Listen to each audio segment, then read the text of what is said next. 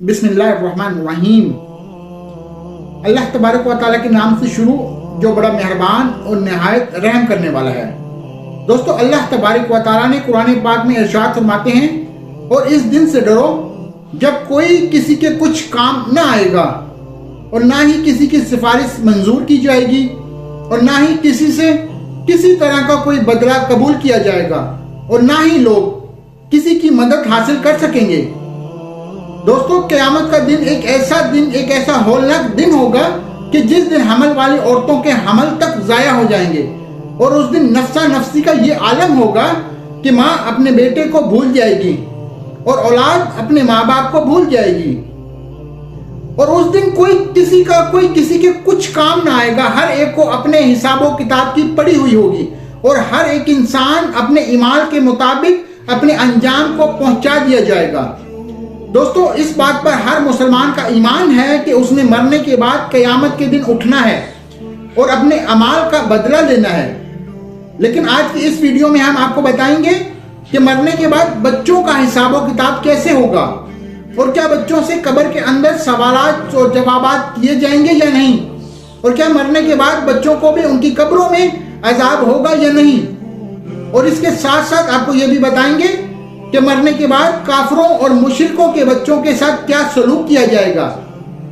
और क्या काफरों और मुशरिकों के बच्चे मरने के बाद जन्नत में जाएंगे या नहीं, और अगर कोई मासूम बच्चा कुफर कर दे तो किस उम्र में उस बच्चे का कुफर का एतबार किया जाएगा। दोस्तों, इन तमाम तर सवालात के जवाब कुरान और हदीस की रोशनी में आज की इस वीडियो में मैं आपको बताऊंगा। लिहाजा आपसे गुजारिश है कि मेरी इस वीडियो को एंड तक जरूर देखिएगा। दोस्तों, इस दुनिया को छोड़ने के बाद इंसान को सबसे पहले जिस घर में दाखिल किया जाता है वो कब्र है। कब्र आखिरत के मनाजिर में से सबसे पहली मंजिल है और कब्र से ही हर इंसान का हिसाबो किताब शुरू हो जाता है। जो कब्र के इम्तिहानात को पास कर लेता है तो इससे आगे आने वाले इम्तिहानात और उसके लिए आसान हो जाते हैं, और जो कब्र के इम्तिहानात को पास करने में नाकाम रहता है तो आगे आने वाले इम्तिहानात उसके लिए कहीं ज्यादा सख्त और दुश्वार हो जाएंगे। दोस्तों, जब भी कोई इंसान मरता है तो उसको कब्र के अंदर दफना दिया जाता है,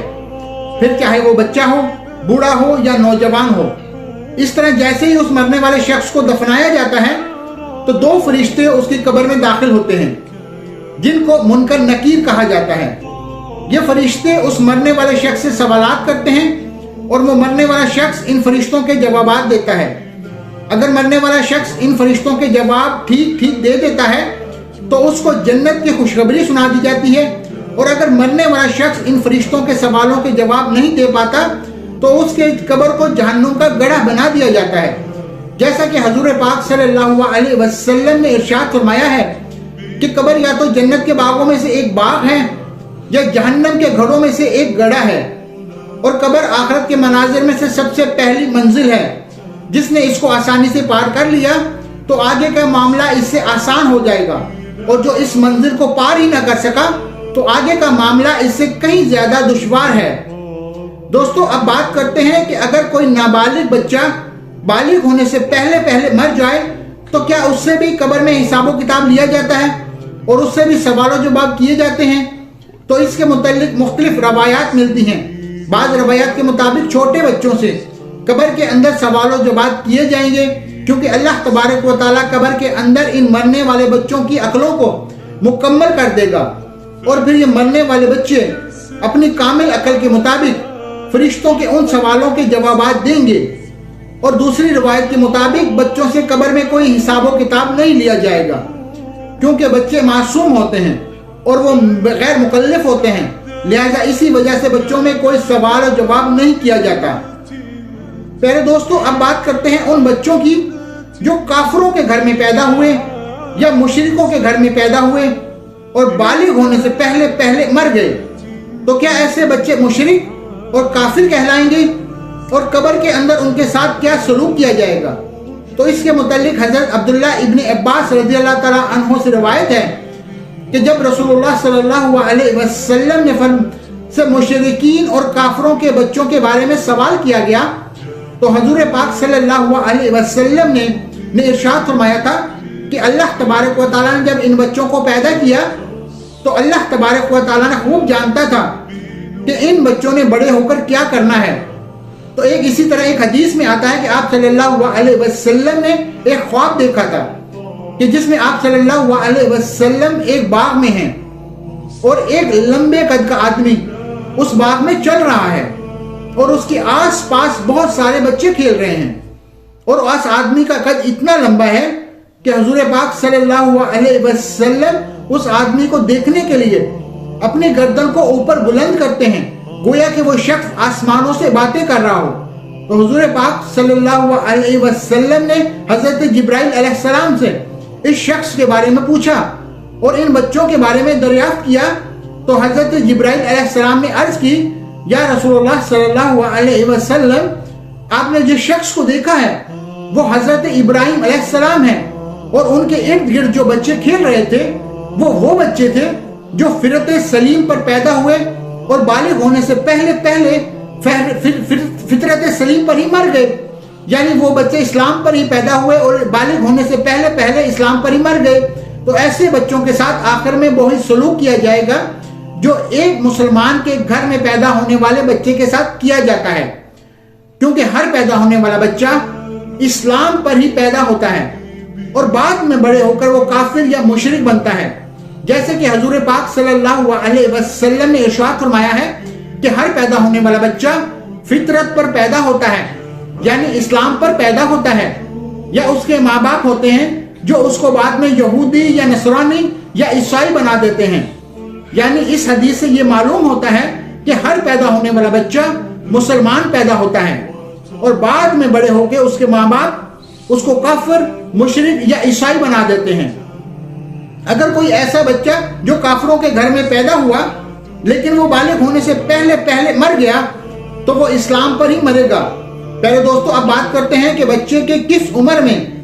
بچے کے کفر کا اعتبار کیا جائے گا۔ تو اس کے متعلق روایت میں آتا ہے کہ بچہ جب باقل اور عاقل اور باغل ہو جاتا ہے تو اور بچہ اچھے اور برے کی پہچان کرنے لگ جائے تو اس عمر میں بچہ کوئی کفر کرتا ہے تو اس کا کفر کا اعتبار کیا جائے گا اور وہ بچہ کافر ہوگا۔ اور علماء کرام بیان کرتے ہیں کہ اگر کوئی بچہ 7 سال کی عمر میں کفر کرتا ہے تو اس کے کفر کا اعتبار کیا جائے گا اور وہ کافر ہو جائے گا۔ پہلے دوستو اب بات کرتے ہیں کہ کافروں اور مشرکوں کے بچے جنت میں جائیں گے یا نہیں، اور اگر یہ جنت میں جائیں گے تو جنت کے کون سے مقام میں ان کو رکھا جائے گا۔ پہلے دوستو اس کے متعلق مختلف روایات ملتی ہیں۔ بعض روایت میں کے مطابق جیسے کہ مسلمانوں کے بچے جنت میں جائیں گے، اسی طرح وہ بچے بھی جنت میں جائیں گے جو پیدا تو کافروں کے گھروں میں ہوئے تھے لیکن بالغ ہونے سے پہلے وہ فوت ہو گئے، تو اللہ تبارک و تعالیٰ ان معصوم بچوں کو بھی جنت میں داخل فرما دیں گے، کیونکہ اللہ تبارک و تعالیٰ ارشاد فرماتے ہیں کہ وہ کسی کو جنت یا جہنم میں داخل نہیں فرمائے گا جب تک کہ اس کو اعمال کا مکلف نہ بنا دیا جائے، اور بچے اعمال کے مکلف نہیں ہوتے، لہذا اسی وجہ سے اللہ تبارک و تعالیٰ معصوم بچوں کو بغیر حساب و کتاب کے جنت میں داخل فرما دیں گے۔ اور بعض روایت کے مطابق کافروں اور مشرکوں کے معصوم بچے جنت میں تو داخل ہوں گے لیکن یہ جنت میں جنتی مسلمان بچوں کے ماتحت ہوں گے اور ان کے خادمین کے بیٹے ڈیوٹی سر انجام دیں گے اور یہ مسلمان جنتی بچوں کے خادمین ہوں گے۔ اور بعض علماء کرام اس مسئلے پر خاموشی اختیار کرتے ہیں، ان کا یہ کہنا ہے کہ اللہ تبارک و تعالیٰ بہتر جانتا ہے کہ اللہ تبارک و تعالیٰ کافروں کے بچوں کے ساتھ کیا سلوک فرمائے گا، واللہ تعالیٰ علیہ۔ پیارے دوستو ان تمام تر روایت میں سے سب سے صحیح روایت یہ ہے کہ جو بھی بچہ بالغ ہونے سے پہلے فوت ہو جاتا ہے تو اللہ تبارک و تعالیٰ ان کو بغیر حساب و کتاب کے جنت میں جگہ عطا فرما دیتے ہیں، اور بالغ ہونے سے پہلے مرنے والے تمام بچے حضرت ابراہیم علیہ السلام کی کفالت میں ہوتے ہیں اور ان کو حضرت ابراہیم علیہ السلام کے پاس رکھا جاتا ہے، پھر چاہے وہ مسلمانوں کے بچے ہوں یا کافروں کے بچے ہوں۔ اللہ تبارک و تعالیٰ سے دعا ہے کہ اللہ تبارک و تعالیٰ ہمیں نیک اعمال کرنے کی توفیق عطا فرمائے اور ان تمام تر برائیوں سے ہمیں بچائے جن برائیوں کی وجہ سے پہلی قومیں ہلاک ہو گئی تھیں اور اللہ تبارک و تعالیٰ کے دردناک عذاب کے مستحق قرار پائی تھیں۔ دوستو آپ کو یہ ویڈیو کیسی لگی؟ اگر ویڈیو اچھی لگی ہو تو ویڈیو کو صدقہ جاریہ کے طور پر شیئر ضرور کیجیے گا۔ آپ نے ابھی تک میرے چینل کو سبسکرائب نہیں کیا اور نہ ہی اس بیل آئیکن کے بٹن کو پریس کیا ہے تو آپ سب سے ریکویسٹ ہے کہ میرے چینل کو سبسکرائب کر لیں اور اس بیل آئیکن کے بٹن کو پریس کر دیں تاکہ ہر نئی لیٹسٹ اسلامی موٹیویشنل ویڈیو جلد از جلد آپ تک پہنچ سکے۔ تب تک کے لیے اللہ حافظ۔ السلام علیکم ورحمۃ اللہ وبرکاتہ۔